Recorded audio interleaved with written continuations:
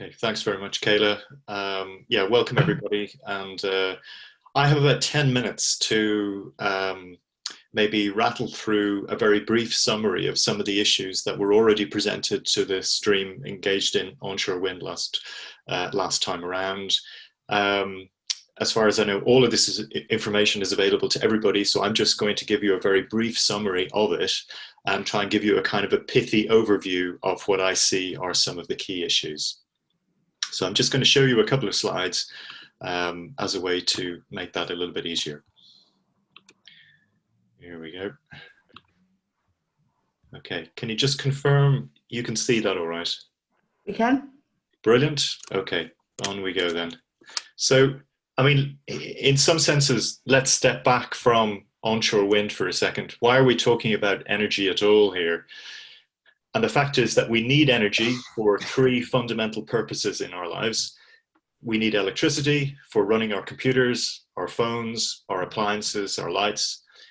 We need heating sources, particularly in the winter, and increasingly cooling when it gets hot in the summer. And we need to travel around in our vehicles, etc.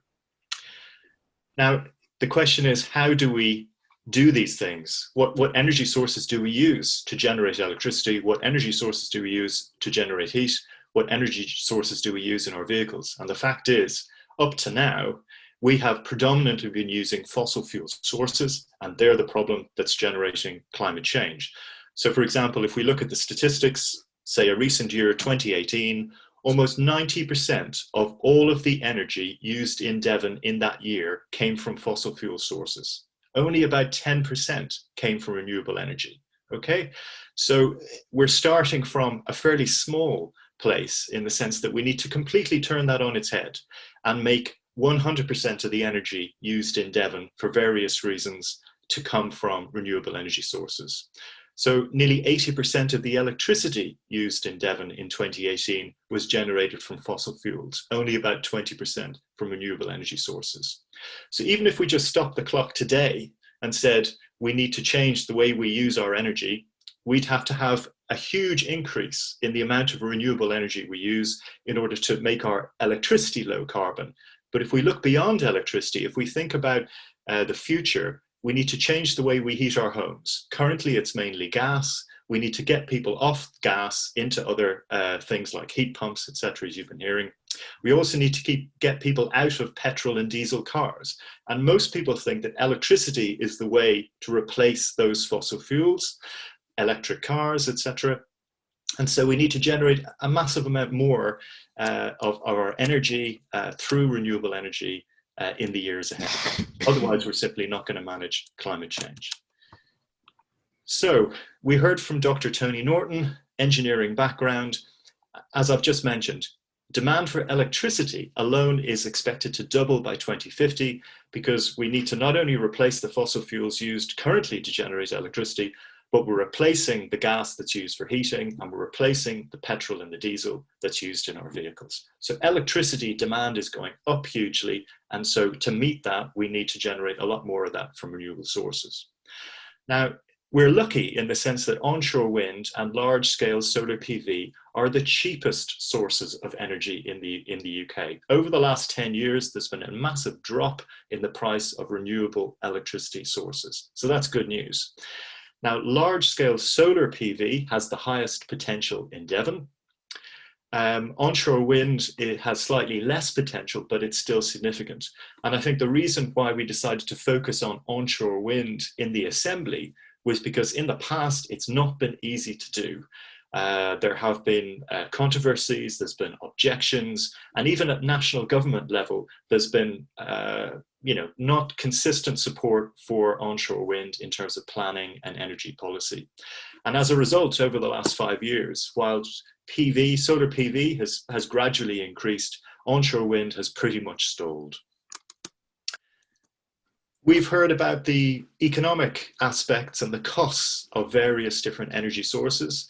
And the fact is, as I've mentioned, Johnny Gowdy said that wind and solar are the cheapest sources of electricity, much cheaper than nuclear, much cheaper than other fossil fuel sources. So that's a significant advantage. There are also employment possibilities in the future with a significant ramping up of renewable energy. And it isn't just about jobs, it's also about the other benefits in the economy to do with attracting new investment and reducing the cost, reducing the prices of electricity. Now, most of the employment potential in the future around climate mitigation will be in building retrofit, just because that takes a large number of people, but there's also a significant employment potential in onshore wind and renewables as well. We took a look at Cornwall. Professor Ian Bailey told us the story about how they got to where they are in terms of use of onshore wind. And it's an interesting contrast, because in Cornwall, they tend to have a large number of small wind turbines, whereas in Devon, most of the development has come from a small number of large projects. And those are two different ways of doing renewable energy and different configurations, in a sense. That's worth bearing in mind. Landscape is one of the key issues to think about when considering to have more onshore wind and other renewable energy sources.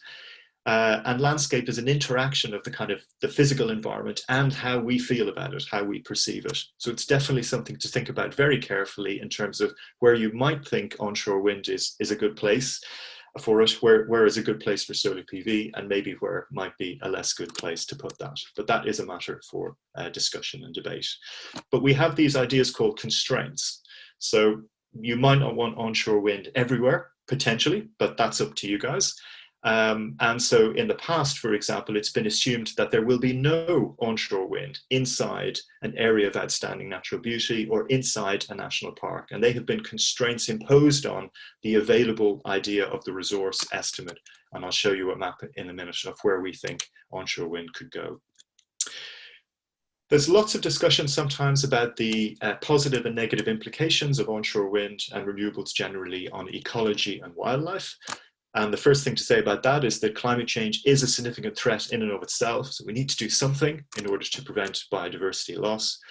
And the message from Guy Parker here was that with careful planning, careful assessment, you can reduce the potential damage to birds and bats and other species if you take into account that carefully in the site development process, and also potential habitat loss. Other considerations around onshore wind are about the planning system, planning applications, and environmental impact assessment. And there's also a very important community dimension, and there's two strands to this. If a wind project is developed by a company, they often have a community benefit fund.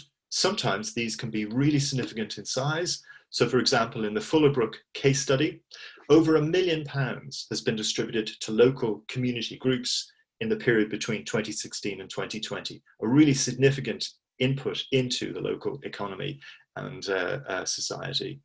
But community ownership is something slightly different again. And in this, much more of the benefit is retained by the community, if the community are actually driving the project from the start.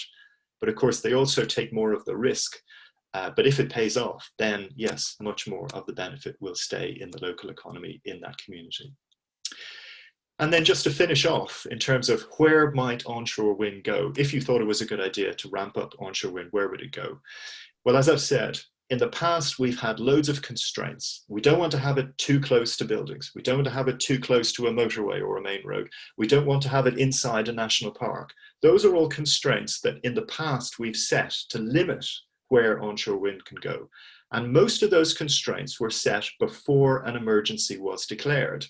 So you might want to rethink potentially some of those constraints. Do they still apply? Are they still relevant or important enough to stop onshore wind in certain places? Well, that's up to you to discuss and deliberate on. But if you do take all of those constraints in mind, this is the kind of map that you're looking at of Devon. So we have Ilfracombe to the north here at the top. We have Salcombe and Kingsbridge on the south, and Plymouth down on the bottom left. Now what you're looking at are essentially red and orange blobs. And the red blobs are all those areas considered windy enough and within all of those existing constraints to be viable in terms of being close to existing grids. So they're spread out and they're predominantly in the north and the west of the county. The orange blobs are all available wind sites, and the red ones are the ones close to the grid for easy grid connection. But it's not that much of the landmass.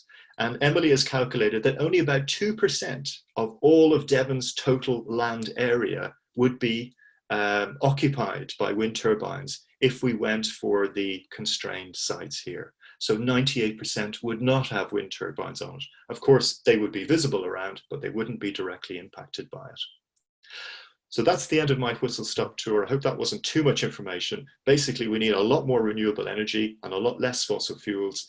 Onshore wind is part of a package, including solar, and there are many, many sites where we could take it forward. Thank you.